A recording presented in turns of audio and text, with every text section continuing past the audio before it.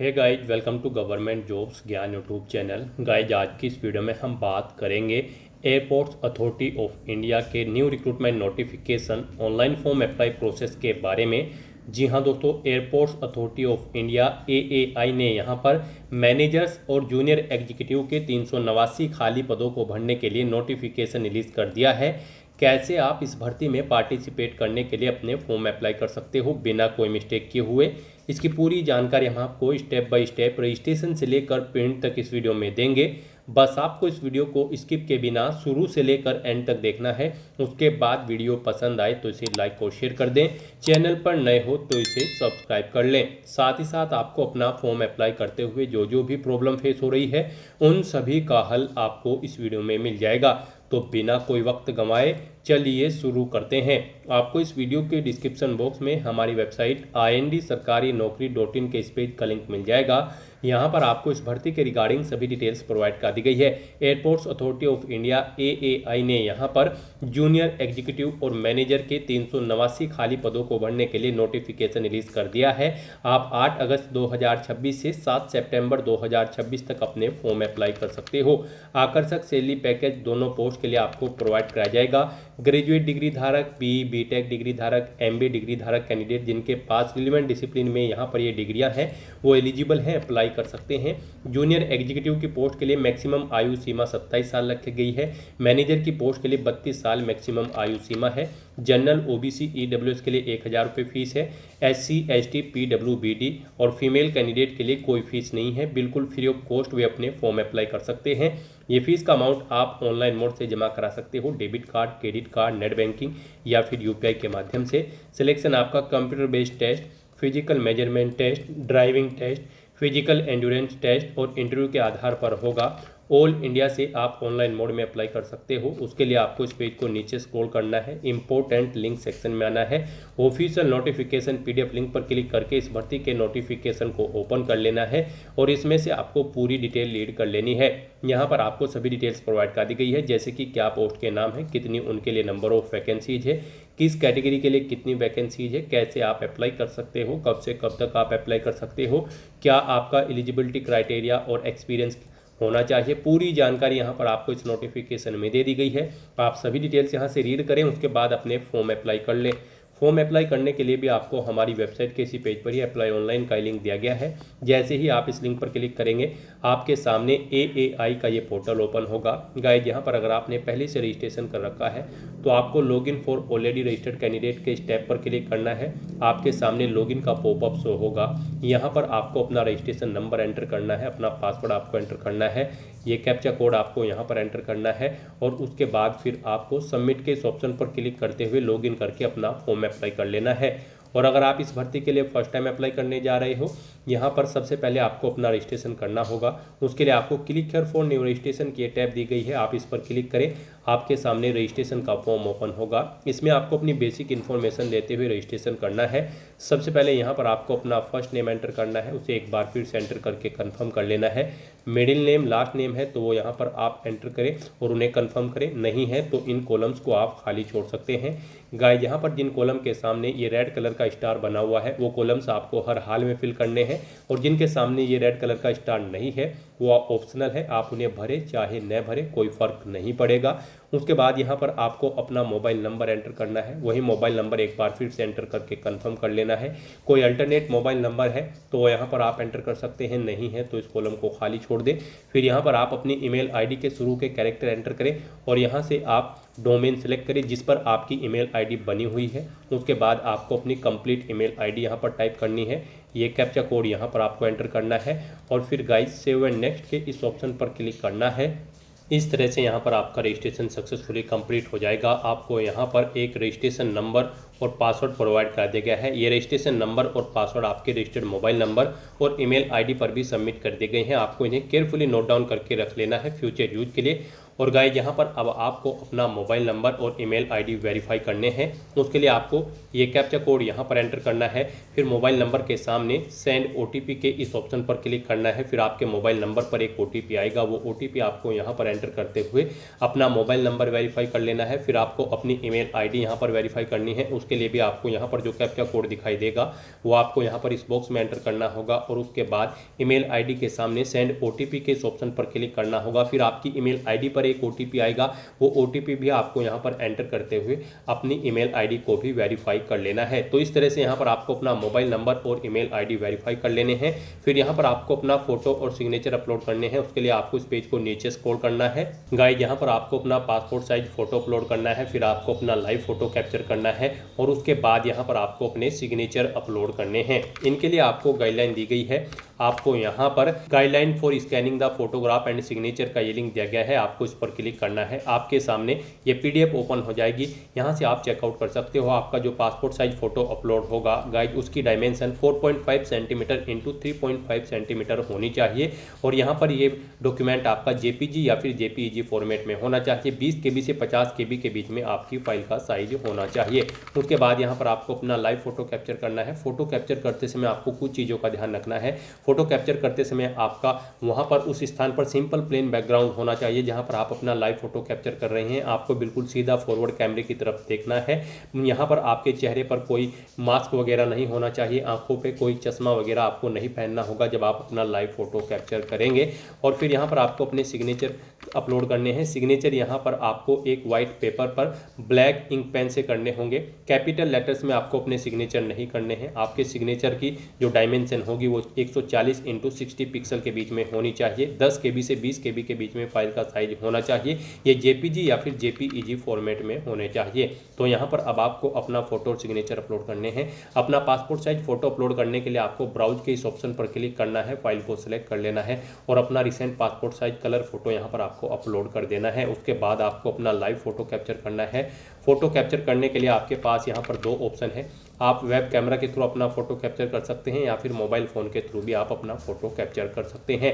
Web camera के through अपना photo capture करने के लिए आप कैप्चर फोटो के इस ऑप्शन पर क्लिक करेंगे और अपने वेब कैमरा के थ्रू अपना लाइव फोटो कैप्चर कर लेंगे।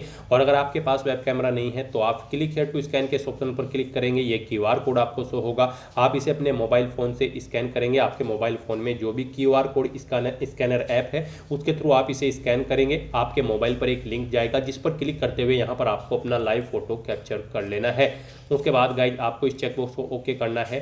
फिर आपको अपने सिग्नेचर अपलोड करने हैं। उसके लिए भी आपको ब्राउज के इस ऑप्शन पर क्लिक करना है, फाइल को सिलेक्ट कर लेना है और अपने सिग्नेचर यहाँ पर आपको अपलोड कर देने हैं और फिर आपको इस चेकबॉक्स को भी ओके करना होगा। इस तरह से यहाँ पर अपना फोटो और सिग्नेचर आपको अपलोड करने हैं। गाइज अगर आपको आपका फोटो या सिग्नेचर दी गई गाइडलाइंस के अकॉर्डिंग नहीं है, उनकी फाइल का साइज कम या ज़्यादा है या फॉर्मेट कोई और है, तो आप उन्हें यहाँ पर दी गई गाइडलाइन के अकॉर्डिंग सेट कर सकते हैं। उसके लिए आपको गूगल पर जाना है, इमेज रिसाइजर टाइप करना है, मल्टीपल ऑनलाइन वेबसाइट ओपन हो जाएंगी।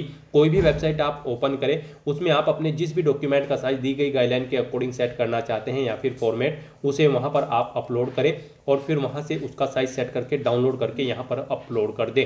इस तरह से अपना फोटो सिग्नेचर अपलोड करने के बाद गाइज फिर आपको यहां पर नेक्स्ट के इस ऑप्शन पर क्लिक करना है। नेक्स्ट आपके सामने कुछ इस तरह से इंटरफेस ओपन होगा। अब यहाँ पर आपका फॉर्म स्टार्ट हो चुका है। आपको अपनी बेसिक डिटेल्स प्रोवाइड कराते हुए अपना फॉर्म फिल करना है। गाइस यहाँ पर सबसे पहले आपको पोस्ट सेलेक्ट करनी है। आप जिस पोस्ट के लिए अप्लाई करना चाहते हैं वो पोस्ट यहाँ पर आप सेलेक्ट करें। उसके बाद यहाँ पर आपको अपनी कैटेगरी सेलेक्ट कर लेनी है, आप जिस कैटेगरी से बिलोंग करते हैं। फिर आपसे पूछा गया है कि क्या आप PWBD कैंडिडेट हैं और आपकी डिसेबिलिटी की परसेंटेज 40% से अबव है। अगर है तो आप यस करेंगे और फिर यहाँ पर अपनी डिसेबिलिटी की डिटेल प्रोवाइड कराएंगे। नहीं है तो आप नो ऑप्शन सेलेक्ट कर लेंगे। फिर यहाँ पर आपको अपनी डिसेबिलिटी की डिटेल नहीं देनी होगी, ये डिटेल्स आपको यहाँ पर डिसेबल्ड कर दी जाएगी। उसके बाद गाइस यहाँ पर आपसे पूछा गया है, आपको इस पेज को नीचे स्क्रॉल करना है। आपसे पूछा गया है कि क्या आप एक सर्विसमैन या फिर कमीशन ऑफिसर हैं। अगर हैं तो आप यस करेंगे और फिर यहाँ पर डिफेंस सर्विस की डेट, स्टार्टिंग डेट आप सेलेक्ट करेंगे, कब से आपने स्टार्ट किया है, कब आपने जॉब छोड़ी है वो डेट आप यहाँ पर सेलेक्ट करेंगे। इनके अकॉर्डिंग आपकी सर्विस के मंथ कैलकुलेट करके आपको शो कर दिए जाएंगे। और अगर आप एक सर्विसमैन या फिर कमीशन ऑफिसर नहीं थे तो आप सिंपली नो ऑप्शन सेलेक्ट कर लेंगे। फिर आपसे पूछा गया है कि क्या आप इंडियन नेशनल कैंडिडेट हैं, तो यहाँ पर आप यस या नो अपने अकॉर्डिंग ऑप्शन सेलेक्ट करेंगे। फिर आपसे पूछा गया है कि क्या आपने यहाँ पर 1 साल की अप्रेंटिसशिप की एयरपोर्ट्स अथॉरिटी ऑफ इंडिया की ट्रेनिंग कंप्लीट कर रखी है। अगर कर रखी है तो यस करेंगे और फिर यहाँ पर आप अपना अप्रेंटिस नंबर देंगे। नहीं कर रखी है तो आप नो ऑप्शन सेलेक्ट कर लेंगे। फिर आपसे पूछा गया है कि क्या आप रेगुलर सर्विस करते हैं एएआई में, अगर करते हैं तो यस करेंगे और फिर अपना एम्प्लॉय नंबर यहाँ पर आप देंगे और डिटेल्स देंगे। नहीं करते हैं तो आप नो ऑप्शन सेलेक्ट कर लेंगे। फिर आप अपने आधार की वेरिफिकेशन के लिए सहमति प्रदान करते हैं, अगर करते हैं तो यस करेंगे, नहीं तो नो ऑप्शन आप सेलेक्ट कर लेंगे। फिर आपको यहाँ पर अपना आधार कार्ड नंबर एंटर करना है, अपना पैन कार्ड नंबर आपको एंटर करना है। उसके बाद यहाँ पर आपको अपनी एग्जामिनेशन सिटी सेलेक्ट कर लेनी है। यहाँ पर आपको पहले स्टेट सेलेक्ट करना है, फिर सिटी सेलेक्ट कर लेनी है। इस तरह से यहाँ पर आपको 1 बाय 1 करके अपनी 3 एग्जामिनेशन सिटी सेलेक्ट कर लेनी है। आप अपनी चॉइस के अकॉर्डिंग यहाँ पर जिस सिटी को जिस नंबर पर प्रेफरेंस देना चाहते हैं उस नंबर पर यहाँ पर आप सेलेक्ट कर लें। उसके बाद आपको अपनी पर्सनल डिटेल में डेट ऑफ बर्थ यहाँ पर सेलेक्ट करनी है। फिर आपको अपना जेंडर सेलेक्ट कर लेना है, मेल, फीमेल या फिर ट्रांसजेंडर। फिर आपसे पूछा गया है कि क्या आप जुड़वा भाई बहन हैं, अगर हैं तो आप येस ऑप्शन सेलेक्ट करेंगे, उनका नाम देंगे, जेंडर सेलेक्ट करेंगे, नहीं है तो नो ऑप्शन आप सेलेक्ट कर लेंगे। फिर आपको अपना मैरिटल स्टेटस सेलेक्ट करना है, आप मैरिड हो या फिर अनमैरिड हो, आप अपने अकॉर्डिंग यहाँ पर ऑप्शन सेलेक्ट करेंगे। उसके बाद आपको अपने फादर का नाम एंटर करना है, अपनी मदर का नाम एंटर करना है। मैरिड अगर आप होंगे तो फिर यहाँ पर आप अपने हस्बैंड या वाइफ का नाम एंटर करेंगे, और अगर अनमैरिड होंगे तो फिर आपके सामने ये कॉलम यहाँ पर डिसेबल्ड कर दिया जाएगा। फिर आपको यहाँ पर अपनी एड्रेस की डिटेल प्रोवाइड करनी है। गाइस यहाँ पर आप अपना कोरोस्पोंडेंस एड्रेस एंटर करें। उसके बाद आपको यहाँ पर अपना परमानेंट एड्रेस एंटर करना है। यहाँ पर आप अपना परमानेंट एड्रेस एंटर करें, और अगर आपका परमानेंट एड्रेस आपके कोरोस्पोंडेंस एड्रेस के अकॉर्डिंग सेम है तो आप same as address for correspondence में इस चेकबॉक्स को ओके कर दें। ऑटोमेटिकली आपका परमानेंट एड्रेस आपके कोरोस्पोंडेंस एड्रेस के अकॉर्डिंग यहाँ पर फिल हो जाएगा। इस तरह से यहाँ पर आपको अपने एड्रेस की डिटेल देनी है।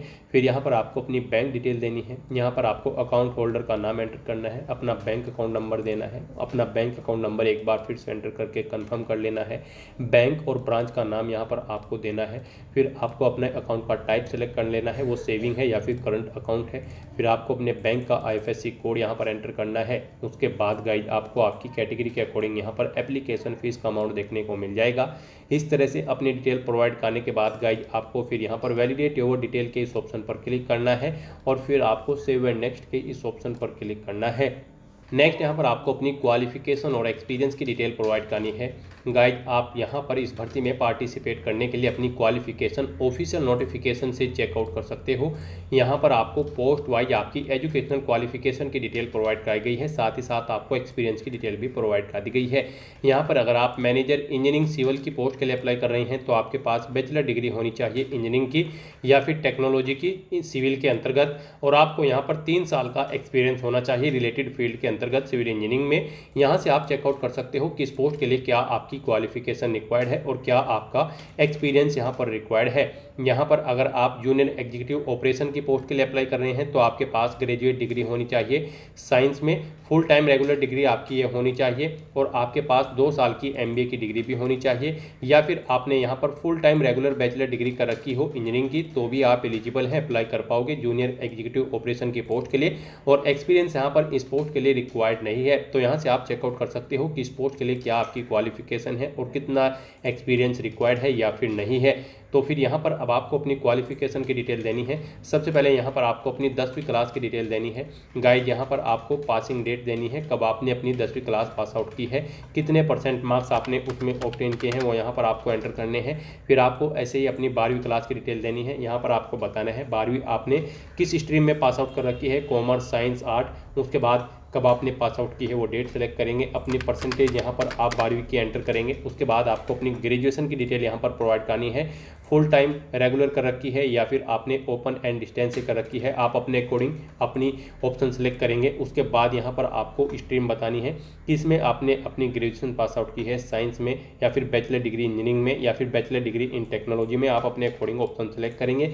फिर पासिंग डेट आप सेलेक्ट करेंगे अपनी डिग्री की, कितने % इसमें आपने मार्क्स ऑब्टेन किए हैं वो आपको एंटर करने होंगे। इस तरह से यहाँ पर आपको अपनी ग्रेजुएशन की डिटेल प्रोवाइड करनी है। गाइड यहाँ पर अगर आपने पोस्ट ग्रेजुएशन कर रखी है तो उसकी डिटेल भी आप सेम ऐसे ही यहाँ पर प्रोवाइड कर सकते हैं। 2 ग्रेजुएशन डिग्री अगर आपने कर रखी है तो उनकी डिटेल आप यहाँ पर सेलेक्ट करते हुए डिटेल प्रोवाइड कर सकते हैं। इस तरह से यहाँ पर आपको अपनी क्वालिफिकेशन की डिटेल देनी है, ग्रेजुएशन, पोस्ट ग्रेजुएशन या फिर कोई प्रोफेशनल क्वालिफिकेशन या फिर कोई अन्य क्वालिफिकेशन कर रखी है तो उन सभी की डिटेल्स यहाँ पर आप प्रोवाइड कर सकते हैं। फिर आपसे पूछा गया कि क्या आपके पास permanent light motor vehicle licence है, अगर है तो आप यस करेंगे, नहीं है तो नो ऑप्शन आप सिलेक्ट करेंगे। यस ऑप्शन अगर आप सिलेक्ट करते हैं तो फिर आपको अपना लाइसेंस नंबर यहाँ पर एंटर करना होगा।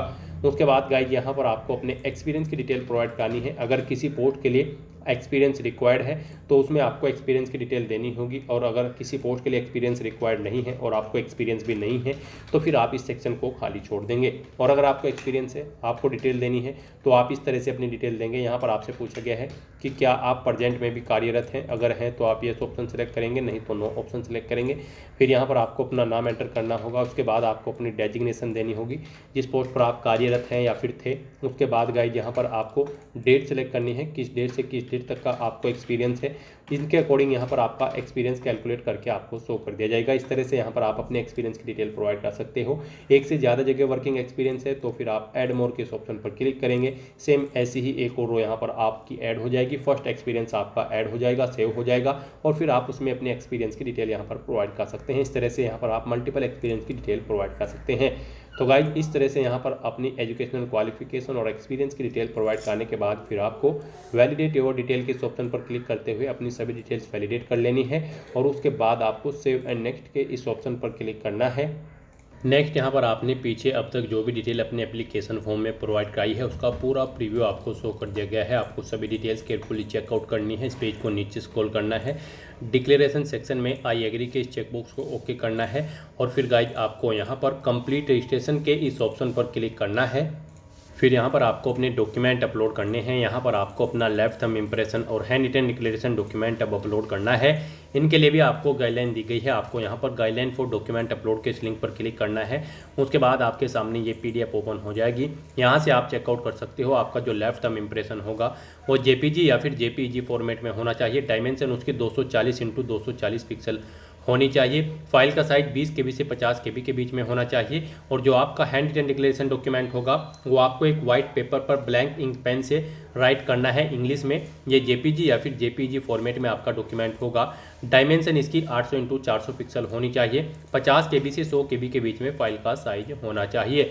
तो इन गाइडलाइंस को ध्यान में रखते हुए यहाँ पर आपको अपने डॉक्यूमेंट अपलोड करने हैं। उसके लिए आपको ब्राउज के इन ऑप्शंस पर क्लिक करना है, फाइल को सेलेक्ट कर लेना है, और 1 बाय 1 करके अपना हैंड रिटन डिक्लेरेशन डॉक्यूमेंट और थंब इम्प्रेशन यहाँ पर आपको अपलोड कर देना है। उसके बाद आपको ये कैप्चा कोड यहाँ पर एंटर करना है, और फिर गाइज सेव एंड नेक्स्ट के इस ऑप्शन पर क्लिक करना है। इस तरह से यहाँ पर आपका एप्लीकेशन फॉर्म सक्सेसफुली सबमिट हो जाएगा। अगर आप रिजर्व कैटेगरी से बिलोंग करते हैं और अगर आप जनरल OBC या फिर EWS कैटेगरी कैंडिडेट है तो पहले यहाँ पर आपको 1000 रुपये एप्लीकेशन फीस के रूप में देने होंगे। उसके बाद आपका फॉर्म सबमिट होगा। यहाँ पर फीस का पेमेंट आप debit card, credit card, net banking या फिर UPI के माध्यम से कर पाओगे। UPI आपके लिए बेस्ट ऑप्शन रहेगा। आप UPI का ऑप्शन चूज करें, उसमें QR कोड का ऑप्शन चूज करें और QR कोड को स्कैन करते हुए आप अपना फीस पेमेंट कर दें। फिर आपके सामने भी यहाँ पर कुछ इसी तरह से इंटरफेस शो हो जाएगा फॉर्म सबमिट होने के बाद। यहाँ पर अब आपका फॉर्म सबमिट हो चुका है। गाइज आपको प्रिंट एप्लीकेशन या फिर एप्लीकेशन प्रिंट के इस लिंक पर क्लिक करते हुए अपने एप्लीकेशन फॉर्म का एक हार्ड कॉपी या फिर सॉफ्ट कॉपी प्रिंट आउट ले लेना है फ्यूचर यूज के लिए, फ्यूचर रेफरेंस के लिए फॉर्म सबमिट होने के बाद। तो दोस्तों ऐसे आप अपना airports authority of India managers और जूनियर एग्जीक्यूटिव की इस भर्ती के लिए फॉर्म अप्लाई कर सकते हो बिना कोई मिस्टेक किए हुए। आज की इस वीडियो में बस इतना ही। आई होप ये वीडियो आपको पसंद आई होगी। अगर पसंद आई हो तो इसे लाइक और शेयर करें। चैनल पर नए हो तो इसे सब्सक्राइब कर लें। Thanks for watching.